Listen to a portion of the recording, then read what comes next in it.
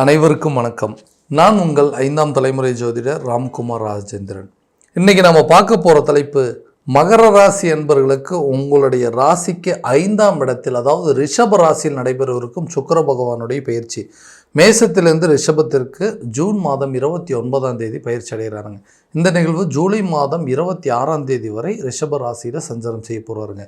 இந்த நிகழ்வு காலகட்டங்கள், அதாவது உங்களுடைய ராசிக்கு 5 மற்றும் 10ஆம் இடத்திற்கான அதிபதி இந்த சுக்கிர பகவான். ஒருவருக்கு ஆடம்பரம், செல்வாக்கு, மகிழ்ச்சி, செழிப்பு, அழகு, காதல் மற்றும் திருமணம் போன்ற அனைத்து தலைப்பிற்கும் சொந்தக்காரர் இந்த சுக்கிர பகவான். இந்த சுக்கிர பகவானுடைய பயிற்சி காலகட்டங்களில் மகர ராசி என்பவர்களுக்கு எந்த விதமான அற்புதங்கள் மற்றும் சிறப்புகளை கொடுக்க போகுது அப்படிங்கிறத இந்த காணொலியில் தெளிவாகவும் துல்லியமாகவும் பார்க்கலாங்க. நம்ம சேனலை ஃபஸ்ட் டைம் பார்க்குறவங்க அதை சப்ஸ்கிரைப் பண்ணிக்கோங்க. பெல் பட்டனை கிளிக் பண்ணி ஆல் அப்படிங்கிற ஆப்ஷன் கொடுத்துக்கோங்க. மகர ராசி அன்பர்கள் சனி பகவானை அதிபதியாக கொண்டவர்கள். தன்னுடைய வாழ்க்கையில் எல்லா விஷயத்தையும் தானே தனிச்சையாக நின்று செயல்படுத்தக்கூடிய நபர்கள். எந்த ஒரு நபருடைய தயவு அப்படிங்கிறது இவங்களுக்கு கிடைக்கவே கிடைக்காதுங்க. ஒவ்வொரு விஷயத்தையுமே தானாக பார்த்து தான் செய்யணும். யாருமே உதவி பண்ணுறதுக்கு தயாராகவும் இருக்க மாட்டாங்க. அப்படி உதவி பண்ணணும்னு நினச்சாலும் அந்த உதவி இவங்களுக்கு வந்து சேராது. எல்லா விஷயத்தையுமே தன்னுடைய சுய முயற்சியாலும், சுய சிந்தனையாலும், சுய தைரியத்தால் மட்டுமே ஒவ்வொரு காரியத்தையும் செஞ்சு முடிக்கிறவங்க.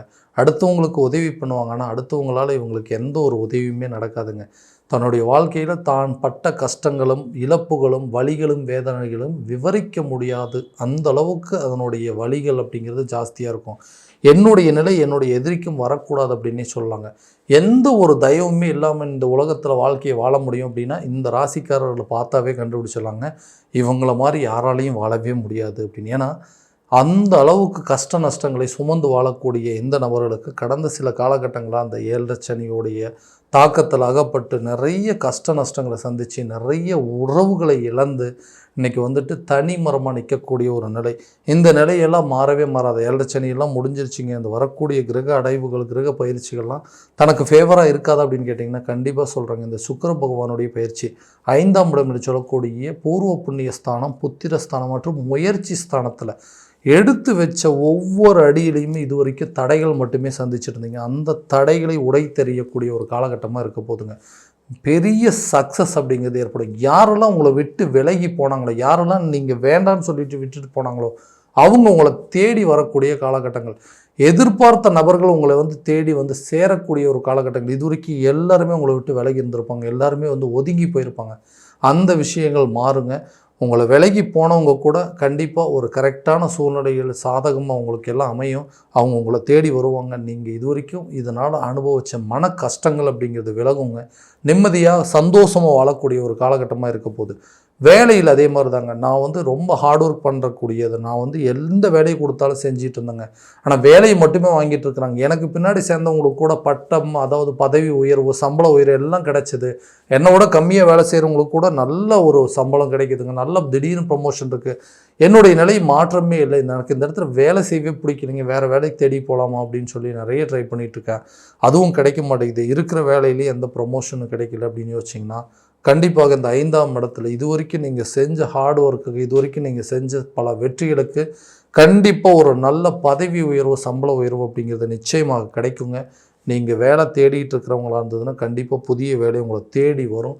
கவர்மெண்ட் எக்ஸாம் எழுதிட்டு இருக்கிறவங்க, கவர்மெண்ட் ஜாப்புக்காக ட்ரை பண்ணுறவங்களுக்கு கண்டிப்பாக இந்த காலகட்டங்களில் அரசு சம்மந்தப்பட்ட வேலைகளுக்கு உண்டான முயற்சிகள் நல்ல பலன் கொடுக்குங்க.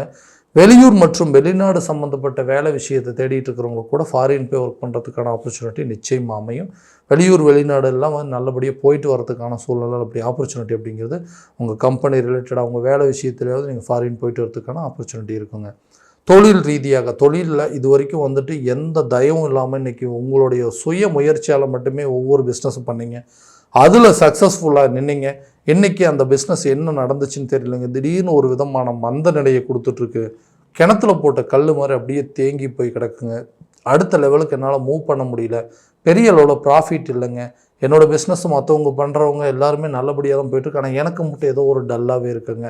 என்னுடைய நேரங்காலங்கள் எதுவும் சரியாக அமையலையே, என்னமோ என்னுடைய சூழ்நிலைகள் சரியில்லை அப்படின்னு சொல்லி யோசிச்சுட்டு உங்களுக்கு உங்கள் பிஸ்னஸ் மறுபடியும் நல்லபடியாக ரீஎன்ட்ரி கொடுப்பதற்கான காலகட்டமாக இருக்க போதுங்க. பிஸ்னஸ் நல்ல ஒரு சக்ஸஸ் ரேஷியோ கொண்டு போக முடியுங்க. பிஸ்னஸில் இது வரைக்கும் என்ன பிரச்சனைகள் இருக்குது, எந்த இடத்துல நம்ம வந்து ஸ்ட்ரகிள் ஆகிட்டு இருக்கோம், எந்த இடத்துல வந்து நமக்கு சில பிரச்சனைகள் இருக்குன்னு அதை தெரிஞ்சு அதை கிளியர் பண்ணி அடுத்த லெவலுக்கு போகிறதுக்கான மூமெண்ட் அப்படிங்கிறது நிச்சயமாக இருக்க போதுங்க. நீண்ட நாட்களாக திருமணம் ஆகாத நபர்களுக்கு திருமண பாக்கியம் அப்படிங்கிறது ஏற்படுங்க. எல்லாம் இருக்குங்க, எல்லா விதத்துலையும் எல்லாத்தையுமே பார்த்து தான் பண்ணிகிட்டு இருக்கேன்.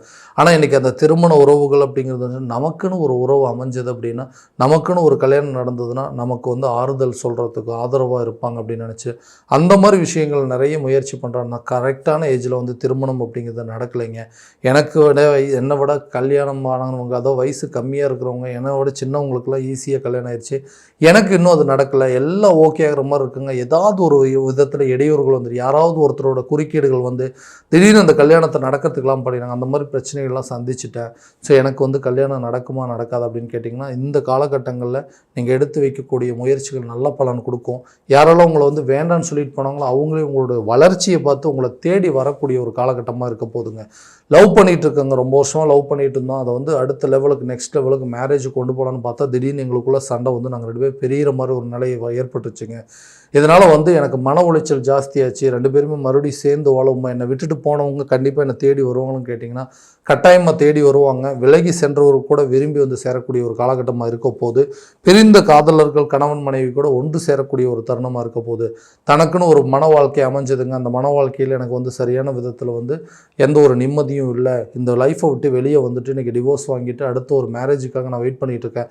இனிமேல் அமையக்கூடிய வாழ்க்கையாவது நல்லபடியாக இருக்குமா, செகண்ட் மேரேஜ் அப்படிங்கிறது என்னோடய வாழ்க்கையில் நல்ல நிலையாக இருக்கும் அப்படின்னு கேட்டிங்கன்னா, 2வது திருமணத்துக்கு எடுக்கக்கூடிய முயற்சிகள் கண்டிப்பாக நல்ல பலனை கொடுக்குங்க. உங்களுடைய பழைய கசப்பான வாழ்க்கை அப்படிங்கிறது ஒன்று மறக்கக்கூடிய ஒரு காலகட்டமாக இருக்க போதும். நீங்கள் எதிர்பார்த்து போகக்கூடிய ஒரு மன வாழ்க்கையும் நல்லபடியாக அமையுங்க. நீண்ட நாட்களாக இந்த வீடு கட்டணும் அப்படிங்கிற முயற்சிகள், புதிய வண்டி வாகனங்கள் வாங்கணுங்கிற முயற்சிகள், சொத்துக்களுக்கு உண்டான வில்லங்கங்கள், பூர்வீக சொத்துக்கள் இருக்கக்கூடிய பிரச்சனைகள் இது எல்லாமே தீருங்க. வீடு கட்டி முடிப்பீங்க. வண்டி வாகனம் வாங்குவதற்கான யோசனைகள் அப்படிங்கிறது வருங்க. பூர்வீக சொத்துக்கள் உங்கள் கைக்கு வந்து சேரும். இது வரைக்கும் வந்து பூர்வீக சொத்துக்களால் முன்னோர்களால், அதாவது பங்காளிகள் மூலமாக இருந்து வந்த வம்பு வழக்கு பிரச்சனை, கோர்ட்டு கேஸ் பிரச்சனைகள் கூட தீரக்கூடிய ஒரு காலகட்டமாக இருக்க போது. பழைய சொத்துக்கள் உங்கள் கைக்கு வந்து சேருங்க. அதை வந்து விற்பனை செஞ்சுட்டு புதுசாக ஏதாவது ஒரு ப்ராப்பர்ட்டி வாங்குறதுக்கான யோசனைகள் அப்படிங்கிறது இருக்கும். ஆரோக்கியத்தில் கொஞ்சம் கவனம் செலுத்துங்க. ஆரோக்கிய ரீதியாக சில பிரச்சனைகள் அப்படிங்கிறது இருக்குங்க. நிச்சயமாக இது வரைக்கும் இருந்து வந்த பிரச்சனைகளுக்கு உண்டான தீர்வுகள் அப்படிங்கிறது உங்களுக்கு கிடைக்கும். ஆரோக்கியத்தில் நல்ல கவனம் செலுத்துறதுனால உங்களுடைய ஆரோக்கியத்தில் இருக்கக்கூடிய பிரச்சனைகள் அப்படிங்கிறது முழுமையாக தீரப்போகுதுங்க. கல்வியில் நல்ல ஒரு முன்னேற்றம் அப்படிங்கிறதும், கல்வி சம்மந்தப்பட்ட சில செலவினங்கள் அப்படிங்கிறது இருக்கும். ஆரம்ப கல்வியாக இருக்கட்டும்ங்க, உயர்கல்வியாக இருக்கட்டும், வெளிநாடு சென்று படிக்கிறதுக்கான முயற்சிகளாக இருக்கட்டும், இந்த நேரத்தில் சில கல்வி சம்மந்தப்பட்ட செலவினங்கள் அப்படிங்கிறது நிச்சயமாக உங்களுக்கு ஏற்படுங்க. அதே மாதிரி கல்வியில் நல்ல முன்னேற்றம் இருக்கும். அவங்களுடைய கல்வியை பார்த்து நீங்களே வியக்கக்கூடிய ஒரு காலகட்டமாக இருக்க போது. குழந்தைங்களுடைய கல்வியாக இருக்கட்டும், தன்னுடைய கல்வியாக இருக்கட்டும், கல்வியை முடிச்சுட்டு அடுத்தது வேலைக்கு போகிறதுக்கான சூழல் எல்லாமே ஏற்படக்கூடிய தருணமாக இருக்கும்போது, பெண்களுக்கு, இந்த மகர ராசி அன்பர்களுக்கு, பெண்களுக்கு இது ஒரு அற்புதமான காலகட்டங்கள். தன்னுடைய கணவன் வழி சொத்துக்கள் அல்லது தகப்பன் வழி சொத்துக்கள் அப்படிங்கிறது கைக்கு வந்து சேருங்க. இது வரைக்கும் நீங்கள் சந்தித்து வந்த வம்பு வழக்கு பிரச்சனை, கோர்ட்டு கேஸ் பிரச்சனை உங்களுக்கு சாதகமாக தீருங்க.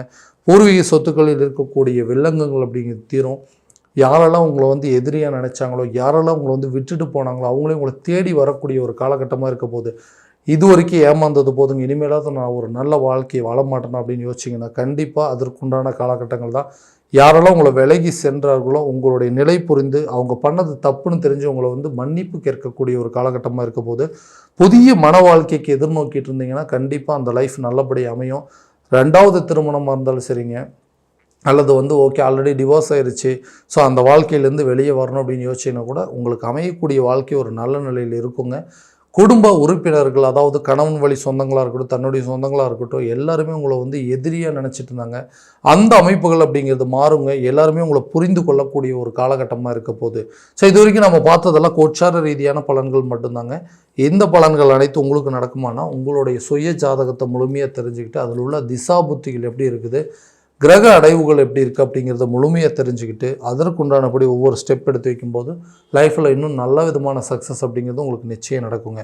ஸோ உங்களுடைய ஜாதகத்தை எங்கிட்ட பார்க்கணும் அப்படின்னு விருப்பப்பட்டீங்கன்னா கீழே தெரியுற நம்பருக்கு காண்டாக்ட் பண்ணி அப்பாயின்மெண்ட் ஃபிக்ஸ் பண்ணிக்கோங்க. அப்படி இல்லையா உங்களுடைய ஜாதகத்தை வாட்ஸ்அப் மூலமாக அனுப்பிச்சி வச்சிங்க அப்படின்னா தெளிவான முறையில் கணிச்சு துல்லியமான பலன்கள் அப்படிங்கிறது உங்களுக்கு தெரியப்படுத்தப்படுங்க. மீண்டும் அடுத்த காணொளியில் உங்களை சந்திக்கும் வரை உங்களிடமிருந்து விடைபெறுவது உங்கள் ராம்குமார் ராஜேந்திரன். நன்றி.